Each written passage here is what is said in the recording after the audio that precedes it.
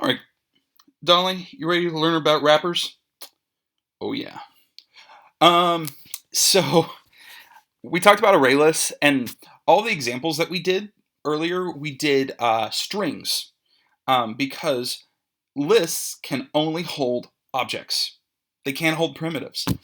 And you're sitting there going, well, that's stupid. What if I need you know, doubles or ints inside a list? Well, you can't do it the normal way. The good news is Java has something called wrapper classes.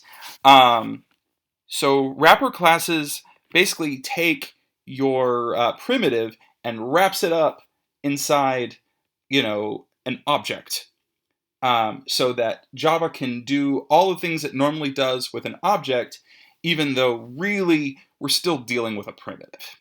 Um, so the wrapper class for int is integer. It's the full word, and you'll notice it's capitalized because it's an object. Double is double.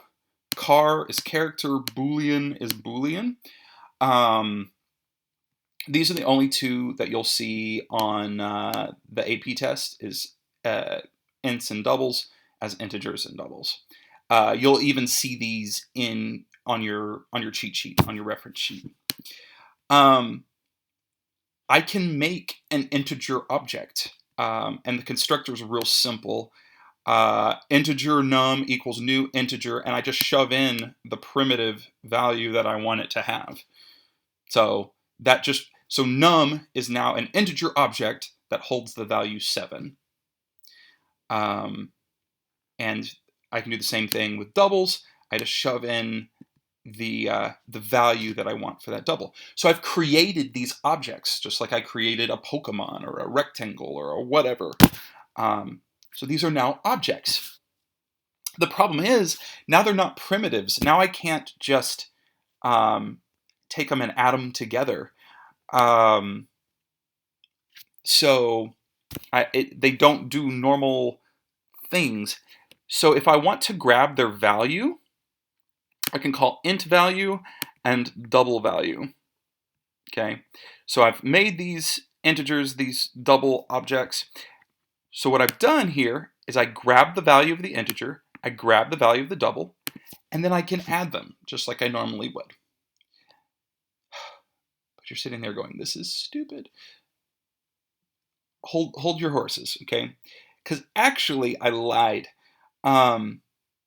Java actually really treats um, primitive primitives and these wrapped primitives basically the exact same. So you can kind of use them interchangeably. And the fancy name we have for this is UnBoxing and Autoboxing. I'll explain that term a little better in a minute. So for example, Autoboxing. Let's say I make a list and I want it to have integers. Well, it has to be integer objects. So I say I'm going to make an array list of integers. I'm going to call it num list. So I've got this array list of integers. And I want to add integers to my list. Well, look at 5. 5 is not an object. It's not a capital I integer. Okay? But Java will turn that int into an integer object automatically. That's called autoboxing. Okay, so you don't have to think about it. You don't have to make a constructor just to deal with 5. Okay? And there's also unboxing.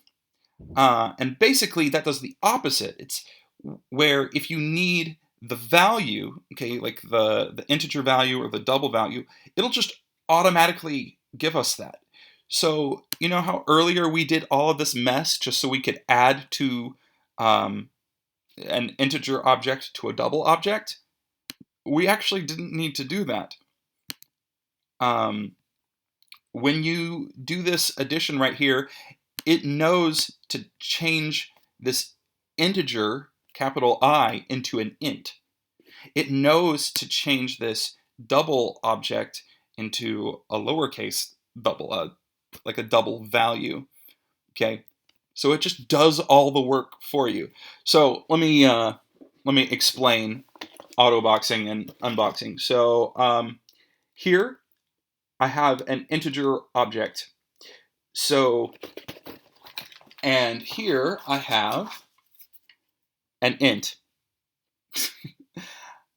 So autoboxing says if I have an int and Java needs an integer object, then I just go autoboxed. Or let's say that I have an integer object and I need a primitive object. Well, it will automatically do unboxing. Okay. There's a lot of fancy talking just to basically say this. You can make an array list of primitives. You just have to use the wrapper class. And these primitives and these wrapper class objects, you don't have to stress out about if you're using one or the other, because it pretty much will always do what it's supposed to do without a lot of extra work from you. Okay, it's all built in. All hail the Java gods. So, all right, Dolly, we'll see y'all later.